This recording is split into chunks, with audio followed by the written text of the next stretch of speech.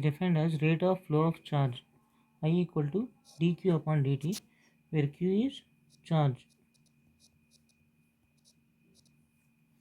Potential difference, it is the difference between the potentials at 2 points in a circuit or a network. For example, there is point A and point B. The voltage between these 2 points is potential difference, denoted by VAB. Voltage, it is the work required to move a unit of charge between 2 points in a static electric field.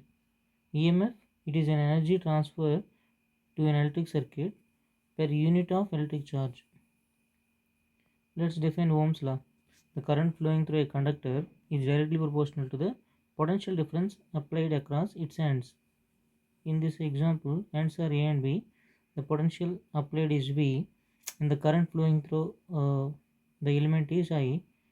According to Ohm's law, I proportional to V, or V equal to I into some constant. The constant here is resistance. Let's solve this problem. We need to find the current flowing through the element when the applied potential or voltage is 5 volts and its resistance is 2 ohm. Okay. According to Ohm's law, current is V by R. So the applied voltage is 5 volts. 5 divided by resistance is 2 ohms. 5 by 2. Nothing but 2.5 ampere. Let's solve this problem. You need to find out the resistance when the applied potential is 15 volts and current flowing through the element is 5 ampere. As per Ohm's law, resistance is nothing but V upon I. Applied potential is 15, current is 5 ampere, so the resistance is 3 ohms. Let us now see the limitations of Ohm's law. It is not applicable to unilateral electric elements like diodes, SCR or thyristor and triarc. For the unilateral, where the current flows in only one direction. Unilateral means current flows in only one direction. It cannot flow in the other direction even when you apply the voltage in a reverse way. Okay. So like diode, example is diode. For a diode, Ohm's law is not applicable. And non-linear electric elements, where the current is not proportional to the voltage. When current is proportional to the voltage applied across it, that element is linear element. If this is not the case, you cannot apply Ohm's law. In non-ohmic conductors like semiconductors, silicon and germanium, Ohm's law is not applicable.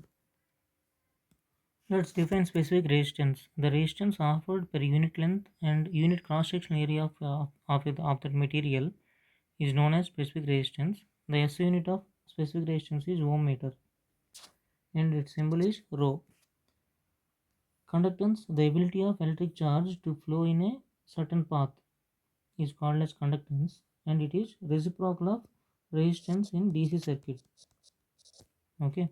Conductivity is the ability of material to conduct electric current. It is the reciprocal of resistivity. Specific resistance is also called as resistivity. So it is a reciprocal of specific resistance. One point I forgot to mention while discussing Ohm's law, it is that the temperature should be constant while applying Ohm's law. When the temperature varies, the resistance also varies. That's why temperature must be constant while applying Ohm's law. Resistance of a conductor is directly proportional to length of the conducting material. Okay, and resistance of the conductor is inversely proportional to the area of cross section of the conductor. So in total, R proportional to L upon A, where L is the length, A is area of cross section of the conducting material. So R equal to some constant into L by A. This constant is nothing but rho, specific resistance or resistivity. So R equal to rho L by A. Let's stop here. Let's solve the problems in the next session. Thank you.